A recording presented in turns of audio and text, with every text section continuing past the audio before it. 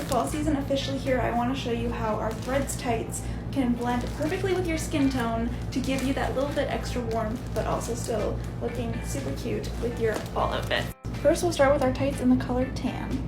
As you can see, as I put my hand through it, it is pretty sheer and it's already blending with my skin tone on my hand. Here's an example of an outfit I may wear in the fall time, and I just want to show you how similar it looks to my skin tone when I put the tights on. I don't have any on right now, but let me show you our two colors. We'll start with tan.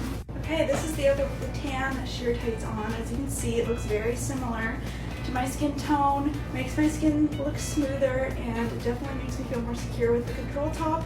And I don't have to wear spandex because this skirt is so nice. This is tan. Ignore my clip holding my skirt together, but let's do ivory.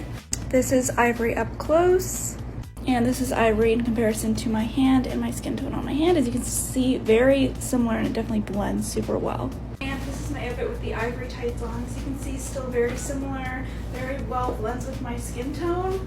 And yeah, I'm literally obsessed. So look how they all look.